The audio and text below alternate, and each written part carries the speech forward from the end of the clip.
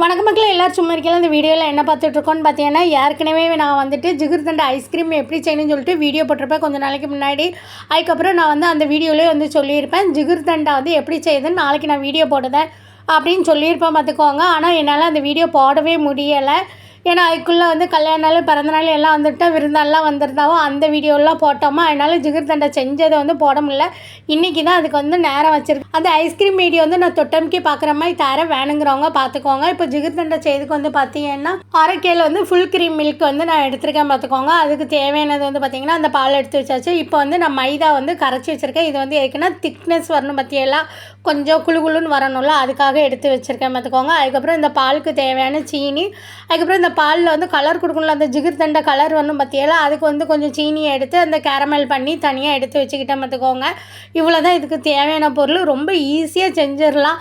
நம்ம இதை போய் கடையில் கொடுத்து 100 ரூபா 70 ரூபான்லாம் கொடுத்து வாங்கி தின்னுட்ருக்கோம் பார்த்துக்கோங்க. இது வீட்டில் ரொம்ப சிம்பிளாக செஞ்சு வச்சுக்கிட்டோன்னு வைங்களேன், நம்ம தேவைக்கு எப்போல்லாம் நம்மளுக்கு ஜிகிர்தண்டா தேவைப்படுதோ எடுத்து குடிச்சிக்கலாம். ஈஸியாக செஞ்சுட்டேன் பார்த்துக்கோங்க.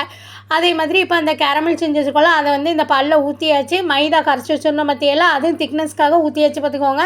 அதுக்கப்புறம் நல்லா போட்டு கொஞ்ச நேரம் கிண்டிகிட்டே இருக்க வேண்டியதான். இப்படி கொஞ்சம் அந்த குழுன்னு வந்துட்டு பார்த்திங்களா, இப்படி வந்தோன்னே அதை எடுத்து நம்ம ஃப்ரிட்ஜில் தூக்கி வச்சிட வேண்டியதான். இந்த ஜிகிர்தண்டா செய்கிறதும் ஈஸி, அதுக்கு ஐஸ்கிரீம் செய்கிறதும் ஈஸி.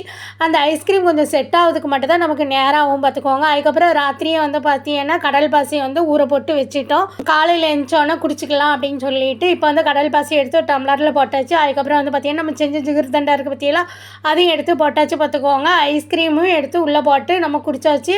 உண்மையிலே மதுரையில் குடித்த மாதிரியே இருந்தது பார்த்துக்கோங்க. அந்த ருசி எனக்கு ரொம்ப பிடிச்சிருந்தது. என்ன ஒன்று, ஐஸ்கிரீமுக்கு தான் நம்மக்கிட்ட ஸ்கூப்லாம் கிடையாது பற்றியெல்லாம், நம்ம வீட்டில் இருக்கிற சட்னி கரண்டியை வச்சு தான் ஐஸ் க்யூப் மாதிரி எடுத்தேன். அது மட்டும் தான் கொஞ்சம் உடஞ்சி வந்தது. நமக்கு அதான் முக்கியம், ருசி தான் முக்கியம். கோழி குருடாக இருந்தாலும் குழம்பு ருசியாக இருக்கான்னு பார்க்கணும் பற்றியெல்லாம். அதே மாதிரி ஜிகிர்தண்டா நல்லா சூப்பராக இருந்தது. அவன் ஆச்சோன்னா ஏமா நம்ம மதுரையில் குடிக்கிற மாதிரியே இருக்குல்ல அப்படின்னு சொல்லிட்டு இருந்தா பார்த்துக்கோங்க.